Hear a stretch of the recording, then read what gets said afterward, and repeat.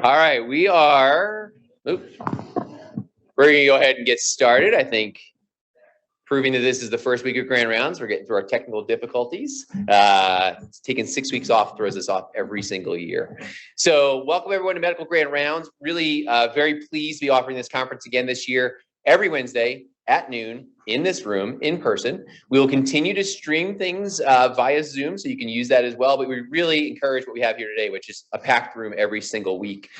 We've got a very exciting lineup. I sent this out to you a few weeks ago, so please check that out. We doubled our national speakers, starting with Dr. Jena today, but we'll be having a lot of folks, experts in clinical care, experts in research, experts in cutting edge ways to do the things that we do coming to campus this year, which I think should be very exciting.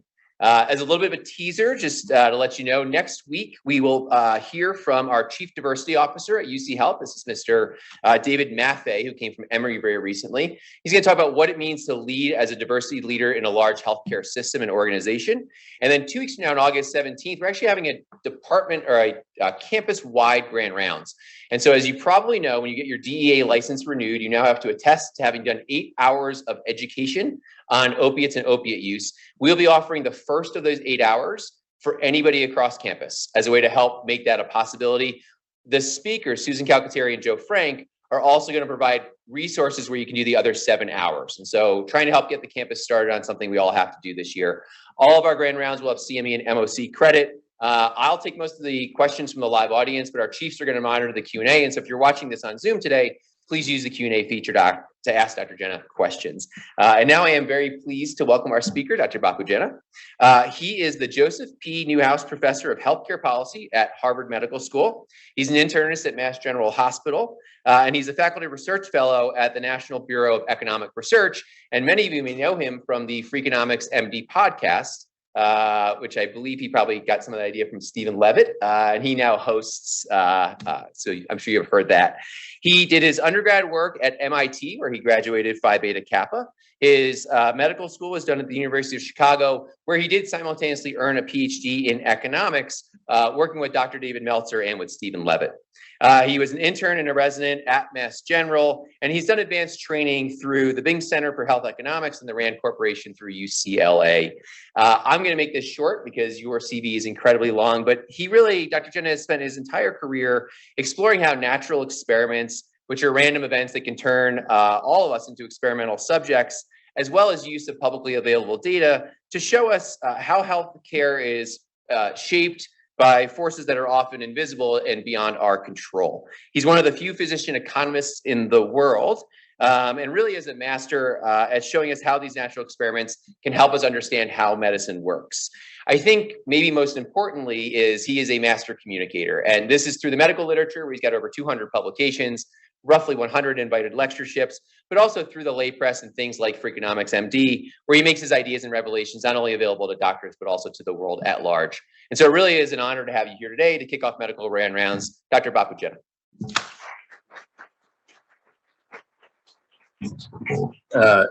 At home, my wife doesn't call me a master communicator. That's not the language I would use to describe my communication skills at home. So let me start by saying that I would like this to be as interactive as possible. So what I'll do is maybe speak for about 7 or 8 minutes, just give you sort of a lay of the land, and then have you throw out ideas, and just throw out the first idea that comes to mind, and I'll walk you through what that'll look like in a few moments. But I'm an economist, I'm a physician. I spend most of my time working on questions that are sort of like Freakonomics meets medicine. These are questions combining tools from economics, large data.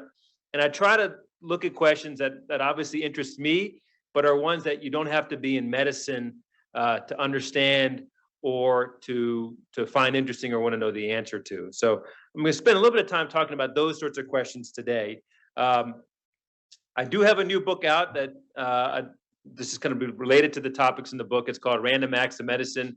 I think there's a raffle that's going on, and Eddie's purchased 17 tickets or something like that. Yeah, so maybe it's a stacked raffle, but everybody has a chance. It's not quite completely random. But so I'm going to talk about some of the ideas in the book, but the underlying idea is that our lives are affected in sort of hidden but predictable ways by random occurrences, chance occurrences, and we can learn something from them.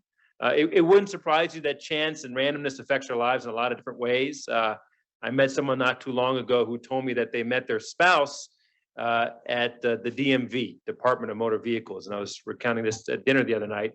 And of course, that's totally random, right? You wouldn't tell your son or daughter to find their spouse at the DMV in the future, right? This happened by chance. There's nothing actionable that you can learn from that. Same thing might happen in health. You're hit by a car or you develop cancer, you don't have any risk factors. As far as we know, totally random, these things happen, but it might be hard to learn something from it. But there are areas where chance affects our lives in ways that we can learn something from. And I'll spend a lot of time talking about those sorts of ideas.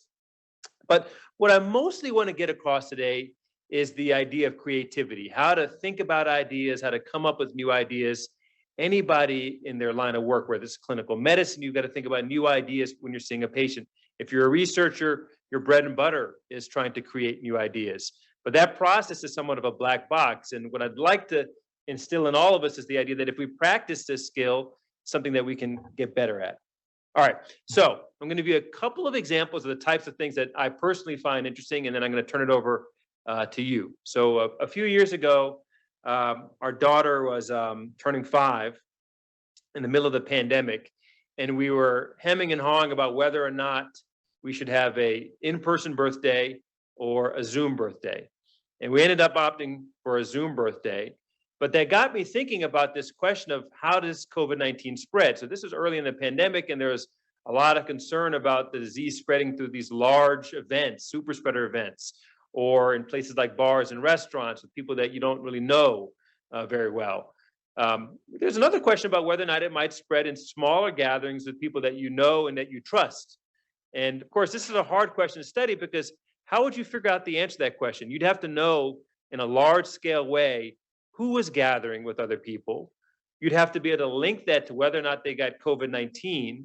And then you'd have to make a causal step where you say, well, you know what, it's the gathering that led that person to get COVID-19, as opposed to any number of other things that they might do differently than people who chose not to gather. That's sort of a confounding problem. It's a cause and effect problem. And so our insight was, well, we can maybe get at this by using insurance data. So anytime you go to the doctor or go to the hospital, a claim is filed to the insurer. So the insurers have a lot of information about people. They also know your birthday. And so what we found was that if you look at households within the same city, in the same week, one of those households happens to have a member who has a birthday, and you compare it to households in that same city in that same week where nobody in that household or those households have a member in that insurance plan with a birthday, the households in which someone has a birthday, not a birthday party, just a birthday, which is random, they're about 30% more likely to get COVID-19 in the 2 weeks following that birthday. So it spoke to this idea that you gather with people that you know and that you trust, you might think you'd be insulated, but it turns out not. The effect is larger in households in which a child had a birthday, not a surprise. So it's easier to forego your own birthday celebration than to forego the celebration of a child who has a birthday. And the effect was also equally large, this birthday effect in red areas and blue areas of the country. So it sort of spoke to this idea that even though there were differences across political parties and what people were saying that they were doing, when push comes to shove and you look at the actual actions, maybe not as different as we might have been sort of believing or led to believe. All right, anybody seen the movie The Replacements? Most people don't admit that, so I'm glad you admitted that. Yeah, that it looked like you're almost scratching your ear for a second there. Raise your hand, turn to a scratch. Anybody seen the movie Concussion with Will Smith? Okay, yeah, so more people have seen that. So there's a question about whether or not playing professional football affects your health, particularly your brain health, right? This is a sport where there's a lot of physical activity, obviously. Head injury could raise the risk of problems in the brain. People have thought a lot about that. If you would try to study the question of whether or not playing professional football affects your overall health, let's say your mortality, it's a hard question to study causally because the people who play football are different than the people who don't. So you can't attribute any differences in mortality among professional football players and non-NFL players to the sport. It could be any number of things that are correlated with the features that allow a person to play in the NFL in the first place. And of course, if you look at the general population and you compare them to NFL athletes live longer lives than the general population. But that's not a causal effect. So what we said is, all right, could we think of a situation, an experiment where people who are almost good enough to play in the NFL but didn't play in the NFL were compared to people who did play in the NFL? And that's where this movie, The Replacements, comes in. It's about a strike that happened in the NFL in, I think, the late 1980s, where the players went on strike. And the league itself decided that the game's got to go on. And so what they did is they found replacements. These are people who maybe played in the Canadian Football League, people who are very short stints in the NFL, or really good college athletes who are almost good enough to play in the NFL, but just barely didn't make the cut. If you compare those players to NFL players, turns out NFL players have slightly shorter lives than the replacements. So it's a way to get at this causal question of whether or not playing football might impact your health. NRA, everybody knows what the NRA is, the National Rifle Association. We had a paper a few years ago in the New England Journal of Medicine that showed that during the dates of National Rifle Association conventions or meetings, these are meetings that attract somewhere between 80 and 100,000 people a year, gun injuries nationally fall by about 10%. So if you look at gun injury rates, they're kind of here during the exact date of the meetings, they dip, and then they go right back up. And the intuition is that this is a meeting that attracts people who are gun enthusiasts, and gun enthusiasts are likely to have firearms in their home. They might partake in activities where firearms are used. Maybe they go hunting, go to the shooting range, whatever it may be. And that proximity to a firearm, it entails risk. It's obviously, it's more dangerous than walking around in a circle. But yet there might be a narrative that if you're an experienced user, the likelihood of an injury might be very low. Turns out that it's not, and that just the proximity itself means something. And so that's why we see this reduction on the exact dates of the meetings compared to the surrounding dates. And also I'll say that if there's a geographic effect as well. So if the meeting is being held in, let's say, Las Vegas, and you live on the West Coast, if the meeting is held in that year, there's a larger reduction in the West Coast that year. And the reason why is because you're closer to the meeting, you're more likely to go. So there's more of this absorption effect the closer you are to where the convention is being held. Now, most of what I do deals with health, but not everything that I do is health focused. So anybody here from Florida? What's your name? Emmanuel. Okay, you'll see why I asked you. Emmanuel or Emmanuel? With the E. Okay, you'll see why I asked for that specificity in a moment. So we have data from the state of Florida. It's readily available, where we have information on people who've been pulled over for speeding by the police, and we know whether or not they've been given tickets and how fast they were speeding if they were pulled over. And last night at dinner, I mentioned that we link this data to physician information, so we know that psychiatrists tend to speed the most often. And who do you think drives the fanciest cars? If you were at the dinner last night, don't answer, but who drives the fanciest cars? Cardiothoracic surgeons. I give you A-. Cardiologists. Where there's a will, there's a way.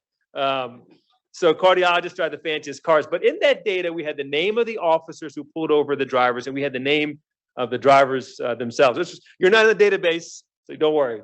But what you find is if you take a look at drivers who've been pulled over a few times over the last 10 years, it's not that uncommon.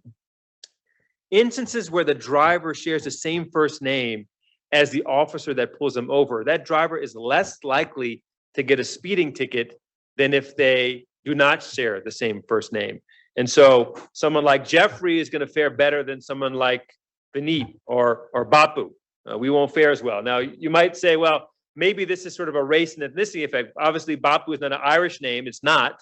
But we kind of hold that constant. So we're saying, all right, hold that constant. Look at instances where by chance you're pulled over by an officer who shares the same first name versus not. Now, that was interesting to me because we looked at the data and I was like, oh, I've got this idea. I want to see what happens here. And it sort of confirmed what I thought might happen. But it also relates to health. So I live in Boston. I practice as a hospitalist at Mass General Hospital. It's not a place where you hear a lot of Southern accents. So if I go into a room and I hear someone with a little bit of a Southern accent, the first question I'm going to ask them is, where are you from? And if they say Virginia, the next question I'm going to ask them is, what part of Virginia? If they say Richmond, Virginia, I can guarantee you that they've bought themselves another 5 to 10 minutes in that room with me, because I grew up in Richmond, Virginia. And you could imagine that in millions of such encounters where you had that kind of information, that you could identify some patterns. Maybe the person would be more likely to listen to the medical team if there was that, by chance, shared bond. Maybe they're more likely to listen to a medical recommendation or to offer some lab testing or some imaging that they otherwise might not want to do. So a lot of my work focuses on how these sort of things that operate in the back of our minds might impact clinical outcomes in a way that sort of, when I tell you at the end, it's obvious, but it's not obvious when you start thinking about the question. All right, so that's my wind up. That's my warm up for you. The point is, I work on a bunch of different areas. They have sort of a common bond that they're sort of clever or creative or interesting. You obviously don't have to be in medicine to understand the idea or maybe want to know the answer to the question that I'm looking at. But the shared feature is that it took an idea that we looked at. And so what I want to spend the next, let's say, 40 minutes or so with you is to focus on that process of generating ideas. That's my goal. Okay. And so I'm going to go through some examples with you. I'll spend more time on the first example, but then we'll go through the other ones a little bit more quickly. All right. So I'm going to show you a photo. If you know where I'm going with it, because you heard the Freakonomics MD podcast, you were an early supporter of the book and you read chapter 3, or you saw it in the news, just pretend like you don't know the answer and just say, I think this is what's happening, and just try a good, give you an Oscar for the performance, or come up with a brand new idea. All right. So what is this a photo of? Boston Marathon. All right. So what ideas come to mind? Just use the word marathon in the idea. And then let's try to make it health focused. So you could say, what's the impact of watching Harry Potter marathons on stick injuries? Because kids are like waving around sticks thinking of their wands. Just use the word marathon. What ideas come to mind? Rhabdomyolysis. Okay. So let me just broaden that for a second. Injuries related to marathon participation, right? So there's sort of the process of training, and then there's the actual marathon itself, which is maybe what you're referring to. There was a paper, I think in the New England Journal of Medicine a long time ago, which looked at troponin or CKMB levels in marathon runners, and they're elevated. Not a surprise, because running a marathon isn't a physiologically normal thing to do. Who's run a marathon, by the way? No, this is Denver. Many of you run marathons. All right. How many of you have thought about running a marathon, but say, why would I run a marathon? Yeah, most of you. Okay. That's, yeah. Most of you. Yeah. All right. So if you want to figure out the health effects of running a marathon, it's hard because you can't compare marathon runners to non-marathon runners. Marathon runners are going to do better. So if you look at marathon runners, probably the 60-day or 90-day heart attack rate is going to be lower among marathon runners, but that's because they were healthier, and what allows them to compete for a marathon is different than what allows someone to not be able to do that. So can you think of a situation sort of in this natural experiment framework whereby people who are good enough to run a marathon did not, because for some reason that's random to them? Like they were supposed to run a marathon, but by chance they did not.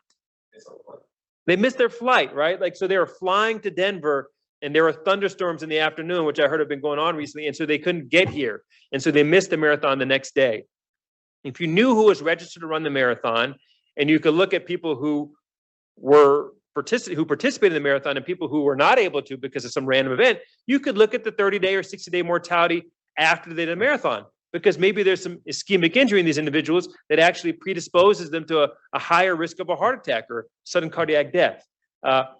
Those of you who run some of the fancier marathons, you know that there's cutoff. So let's say it's a cutoff is 3 hours. If you have a time of 2 hours and 58 minutes, you qualify for a particular marathon that's run on a particular day. Or if you have a time that's 3 hours and 2 minutes, you just barely miss the cutoff. That threshold is just like totally arbitrary. And the people who are 258 versus 302, physiologically, they're probably very similar, but for some arbitrary threshold, one group is allowed to run a marathon on a particular day, another group is not allowed to. You look at the mortality rate 60 days later in those two groups, and that's sort of a natural experiment. It sort of mimics a randomized trial. All right, okay, so that's, I'm just riffing off of what you say. What other ideas come to mind in this photo? Say it again?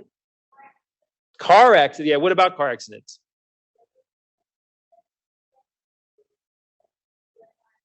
Yeah, so maybe people, so the roads are going to be closed, so there might be fewer car accidents because fewer people are driving. There may even be more car accidents if there's particularly congested areas, or people are driving in an unfamiliar routes. Like let's say you used to go on a particular route to get from point A to point B, but now the marathons block that. You're going a different route that you're less familiar with. You're less familiar with the curves in the road or the speeding limit. Maybe pedestrian injuries are more likely to occur. Good. Okay, so along those lines, what ideas come to mind with respect to roads being blocked or closed? Emergency medicine. All right, so let me give you an example of something that happened in my own life. My wife was running a race. It was called the Race to Remember. It started in one part of Boston called the Seaport, and then it went through the city, and then it went back to the Seaport. And it went by the hospital where I work, Mass General Hospital. And so she wanted me to watch her on the race route. So I said, all right, I'm going to drive to MGH. I'm going to park there, and I'm going to watch her on the race route. As I'm trying to go to MGH, the main road that I would take is blocked because the race was happening. So I turn around and I go back home. And then I see her a few hours later, and I tell her what happened. And she says to me, well, what happened to everybody that needed to get to the hospital that day? And that was a totally offhand comment that she made. She didn't think to herself, oh, wow, there could be a research study there. But it turned out there was. And it was a nice one. So I go to the office a couple of days later, and we identify the marathon routes, the route of the actual marathon in a bunch of cities across a bunch of years. And then we link it to data from Medicare where we can figure out where people live. Do they live near the marathon route or just outside of it? And what we see is that there's an increase in mortality among people who live near the marathon route on the day of the marathon compared to the surrounding days. It's kind of noisy, but the orange line is the surrounding days, and that spike that you see is on marathon day. And if you look at the areas that are outside of the marathon affected route, there's no sort of marathon day effect because the roads aren't closed in that area. Then we went one step further because a lot of things could explain this. Maybe these are runners who are running in the marathon and then they're keeling over in the street. The average age in this group is about 77. These are Medicare people. So that's unlikely. But we also subgroup it to people who have dementia or who are on dialysis. Highly unlikely to be running in the marathon and then ending up with a cardiac arrest as a result of the marathon. That's not what's happening in that group. And then we look at a bunch of other mechanisms. And what we finally settled on is something that we found in the emergency medical transport data from a subset of these cities. We find that ambulance transport times go up about 30% on the morning of the marathon, or the part of the day when the marathons are occurring, when the roads are closed. But in the evening, when the roads reopen, there are no more delays in ambulance transport time. So this is a story about how delays in care affect outcomes. Now, there's sort of 2 points that I take home from that. One is that, public events are sort of a mainstay of modern life, right? We have big celebrations. A team wins a sporting event, there's a celebration. We've got July 4th celebrations. Taylor Swift comes to town, big deal. But there's a lot of infrastructure disruption, and we focus on participants of those events. Turns out that maybe where we should be looking is not in the participants, but people who live nearby, whose access to acute medical care is impacted. The second thing is it relates to sort of a broader question that we are forced to answer in medicine. So one of the more fundamental questions we have to grapple with is, how quickly do we need to act? So, you're at home and your child's got a fever and a little bit of a headache. Do you go to the emergency room immediately? Do you give them some Tylenol and see how they do? Do you call the pediatrician? How quickly do you need to act? Or you're an intern or a fellow in the hospital and someone is complaining of shortness of breath. How quickly do you need to do something, whatever it may be, right? We don't have randomized trials that tell us how quickly we need to act. You certainly couldn't conduct a randomized trial where you randomize half of people with chest pain to go to the ER immediately and the other half to wait 1 hour. You would never do that, right? But nonetheless, nature affords us with this possibility to leverage a natural experiment to tell us something about how delays in care matter. And you could certainly do something like this with a number of other conditions and try to figure out, all right, what's the time scale here? Do minutes matter? And how many minutes are we talking about that matter? All right, so I spent a little bit more time with that example. We'll go more quickly through some others. Who knows what the Joint Commission is? Okay, in the back, what is the Joint Commission? Just yell. They accredit hospitals. Okay. What ideas come to mind? I've just written the Joint Commission visits hospitals every few years. They accredit hospitals. It can be stressful for hospital leaders, executives, and that stress gets passed down to everybody in the hospital. So that's what the Joint Commission does, and they serve a purpose, obviously. What ideas come to mind? Water bottle security. Oh, water, because you read that email carefully. I like that. So do not keep your water bottle or an open coffee container at the nurse's station. Don't do it. All right, so water bottles might disappear. Maybe physicians, nurses, therapists are less hydrated, right? So yeah, maybe there's more syncope or something like that among healthcare workers. All right, what else? What other ideas come to mind? Just literally throw out whatever comes to mind. Okay, you said protect. You said someone said washing hands. So maybe people wash hands more or less. More, because the Joint Commission's here. And you said, what about it? Yeah, so maybe you see people searching less for things that they're not supposed to be searching for. If you looked at the Epic metadata, if you had someone monitoring what happens in terms of like hand hygiene. Did you have your hand up?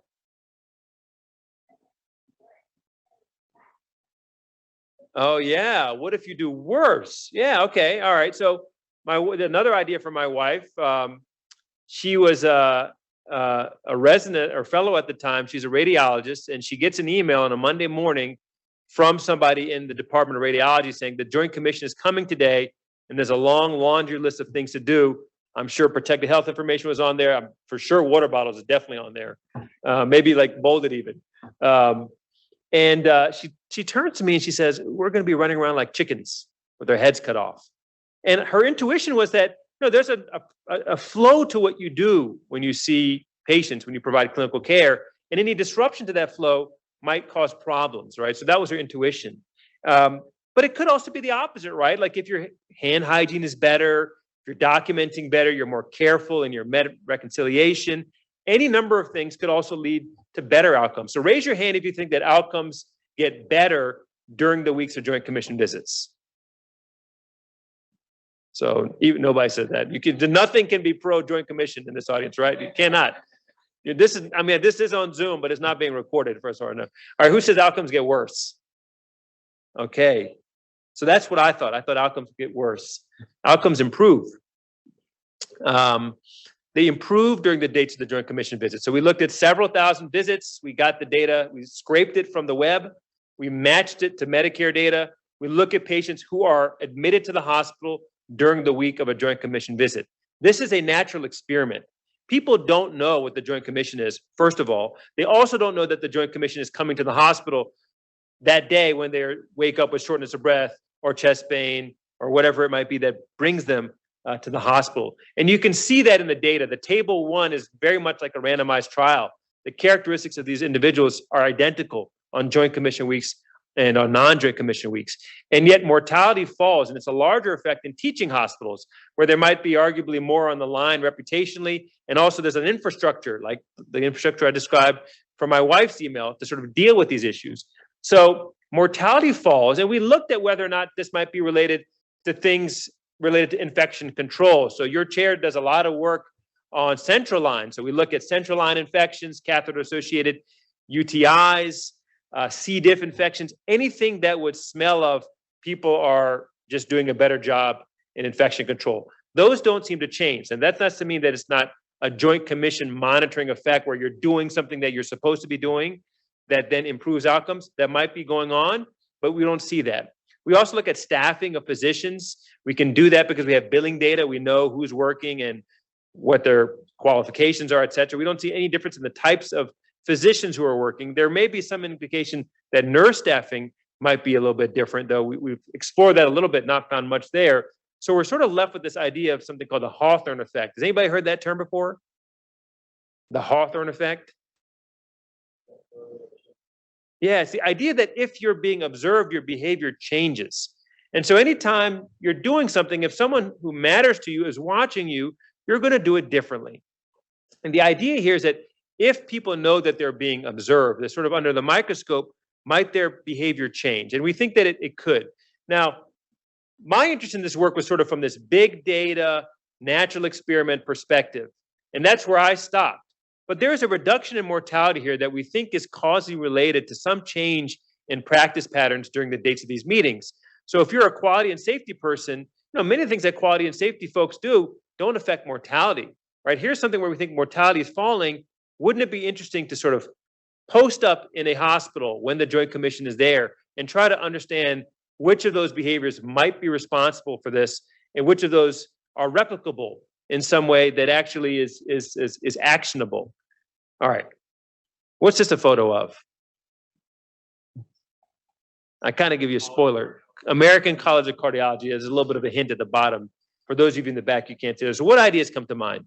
It's a bunch of cardiologists getting together in a meeting. Say again? More fancy cars. You should see the valets. It's very busy.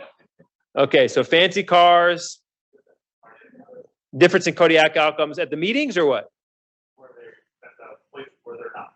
At the place, okay, what do you have in mind? There's a lot of people they would expect that the way.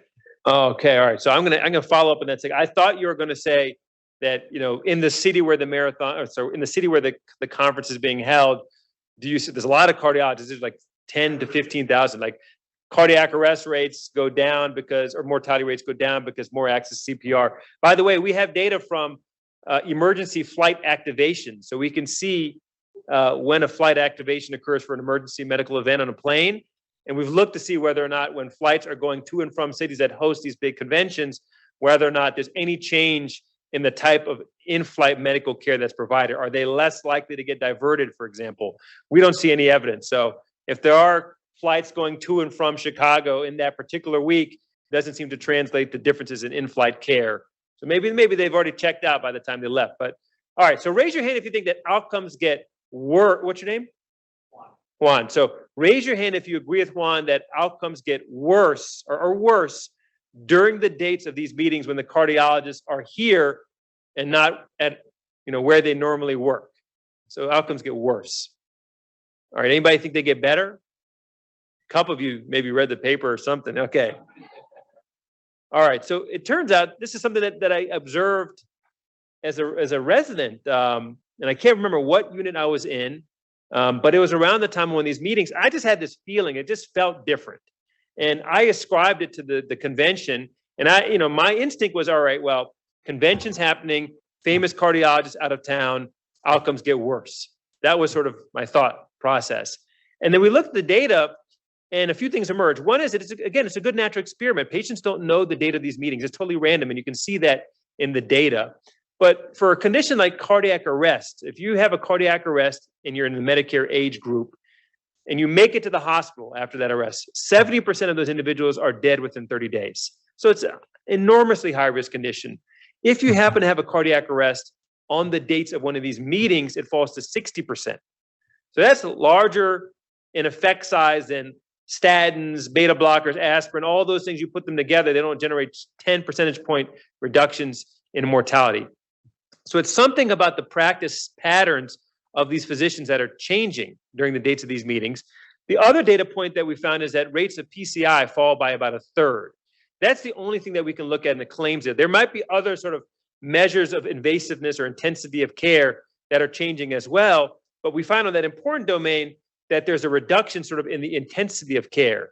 And the way I put that together in my head is that a lot of what we do in medicine is very black and white. If you see someone who comes to the hospital, they're short of breath, they've got a productive cough, their family member just had a recently diagnosed pneumonia, they have a fever, they have something on their chest x-ray, you're going to give them antibiotics because you presume almost certainly they have a pneumonia. It's a black and white decision to give them antibiotics. But there's a lot of medical decisions where it's not so much black and white, it's sort of gray. So for a certain patient who has chest pain, you might want to intervene on them with a PCI. But someone else, you may not want to, even though if it's the exact same chest pain. They may have risk factors.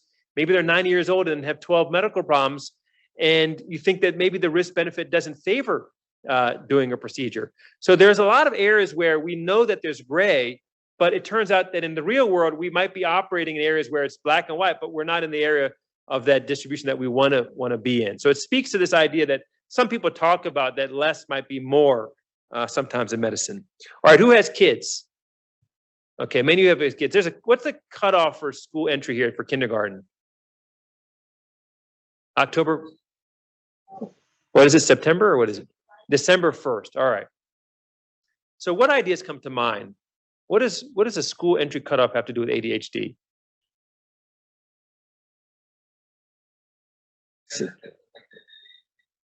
Yeah, so if you look at kids, so I live in a state, Massachusetts, with a September 1 cutoff, and about 20 states or so have September 1 cutoffs.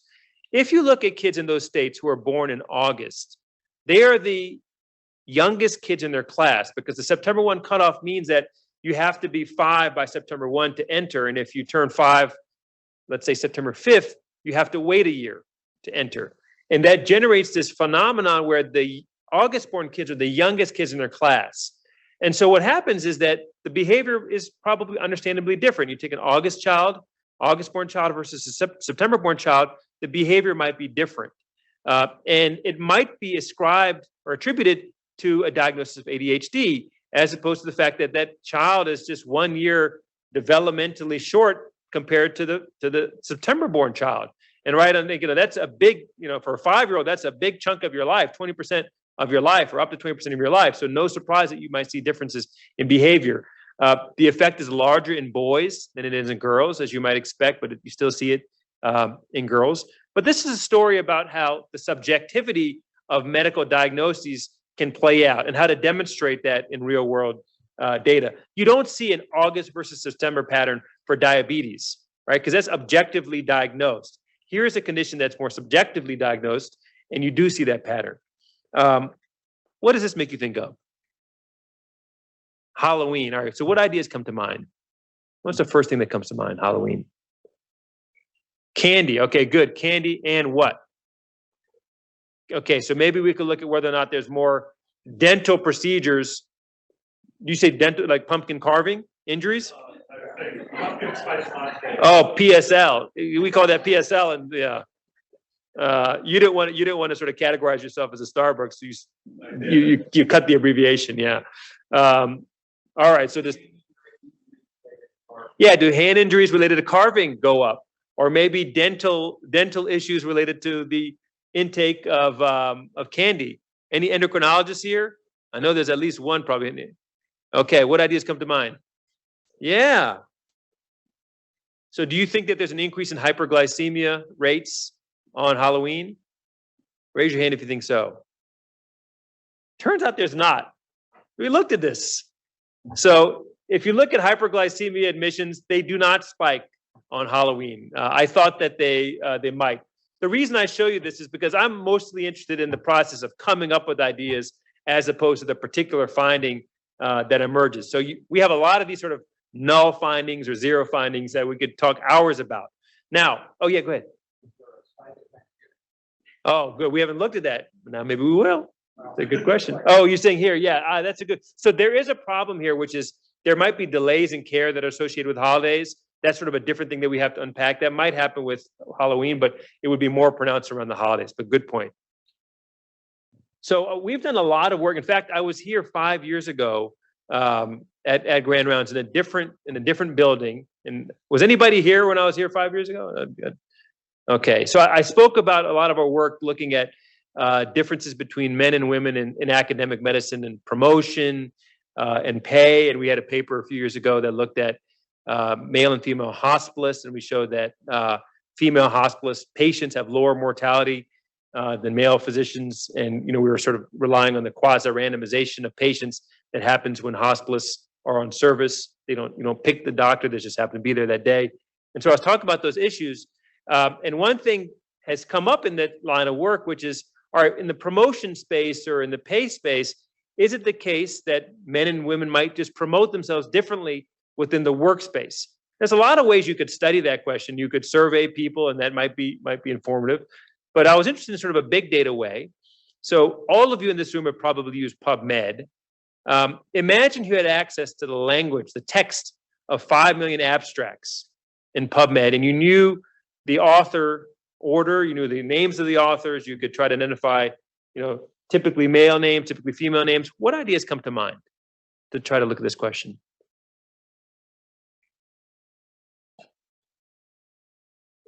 Yeah, we versus I. So in a situation where there's one author, or is a male author more likely to say I, and a female author more likely to say we.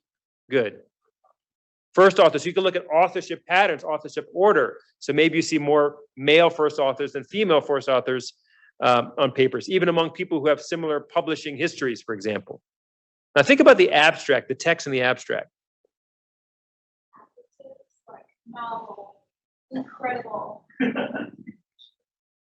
It's incredible. So here's a couple of papers from Nature Materials. I don't know if any of you read Nature Materials. It helps me fall asleep at night if I'm having trouble. So the first paper, I hope not to offend anybody on Zoom that reads Nature Materials or has published in Nature Materials. So the first paper on the left is by Christy and Danielle. The second name is by two gentlemen, Matthew and Oleg.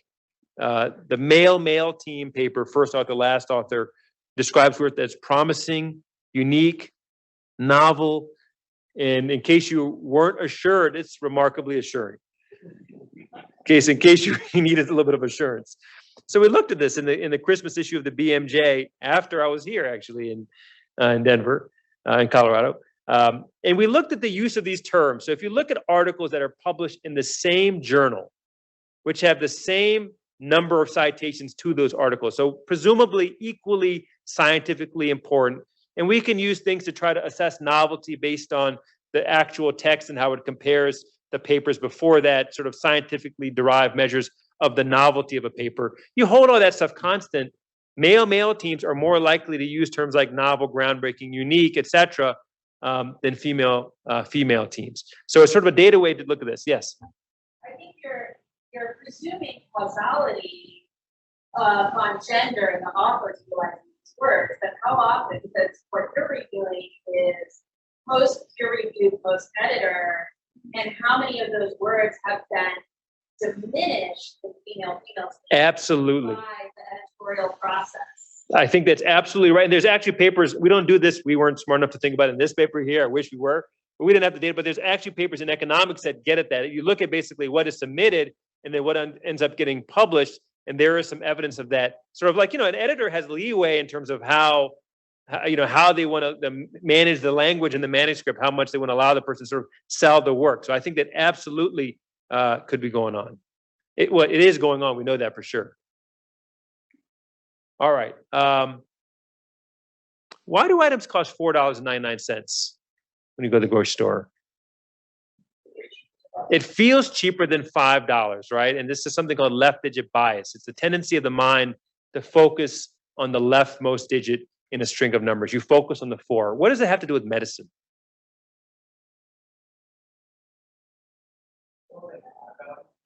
Lab value? Someone said lab. Yeah, exactly. So let's take a value of 1.9 versus 2.0.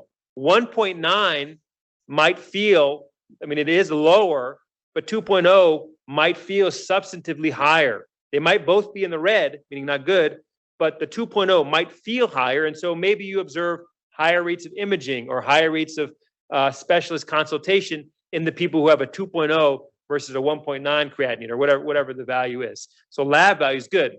Now imagine you have data on people who are coming to the hospital with a heart attack, and you know their exact age. So you know the week that they're born.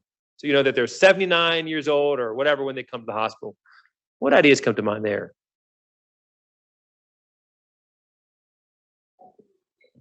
Yeah, and based on what? Yeah, so if maybe the 79-year-old feels like they're younger, maybe they don't need to be admitted, or the 80-year-old does. Very good. So we did something very similar to that, where we looked at people who have heart attacks, and we look at whether or not they are offered a cardiac bypass, or they get a cardiac bypass surgery. This is, not the preferred way to manage this, but it happens. And what you see is that someone who is 79 years old in 50 weeks is more likely to be a recipient of a cardiac bypass surgery in that hospitalization than someone who's 80 years old in, let's say, 1 or 2 weeks. It's totally random. There's no physiologic difference. It's not like the plaque grows exponentially in the coronary arteries of someone who's 79.5, 79.9 versus 80.1, right? And so what we think is happening is that the physician looks at the 79-year-old and 50-year-old, this person's in their quote unquote 70s.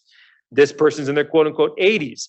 And the older patients are, like the professor said, they're less likely we are to want to do things medically invasive on them.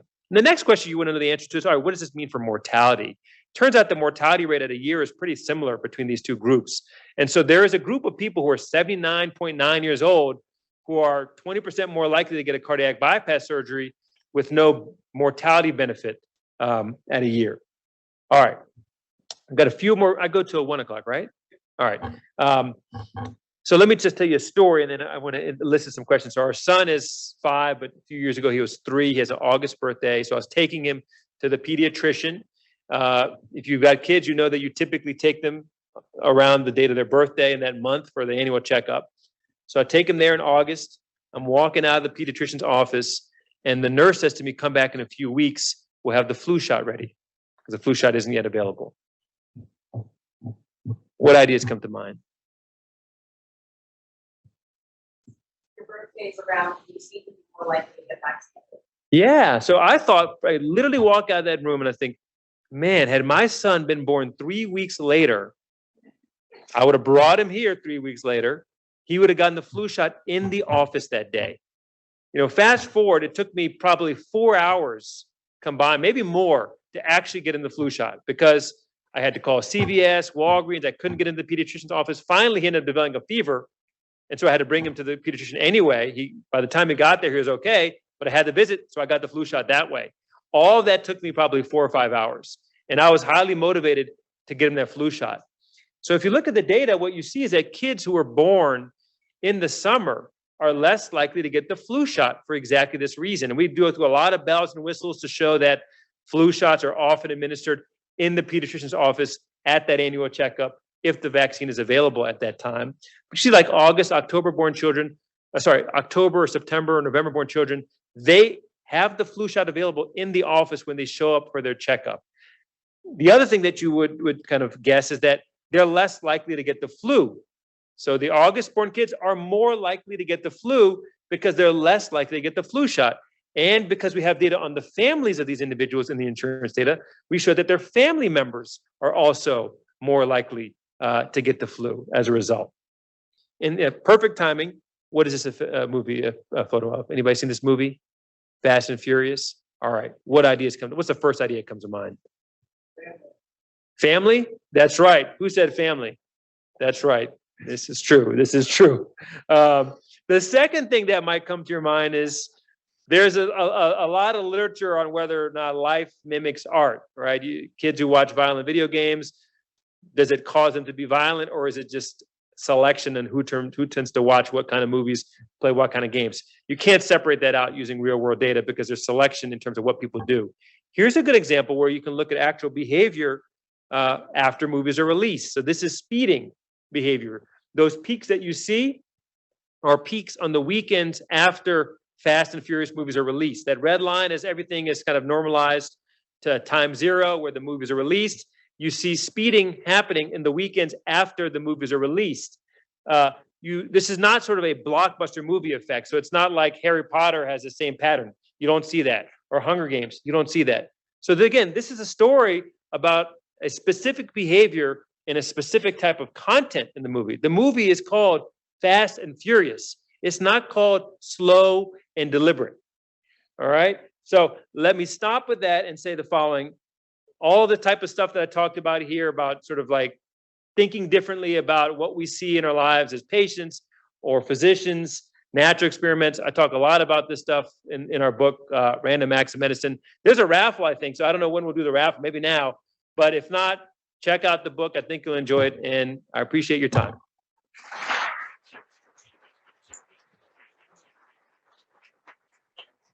Jena, thank you very much. I think we're right at 1 o'clock, so I don't see a burning hand going up. So why don't we, if there are questions for Jena, please come up to the front of the room. Yeah, and otherwise, thanks everyone for coming to Grand Rounds. Appreciate it. So who gets the book?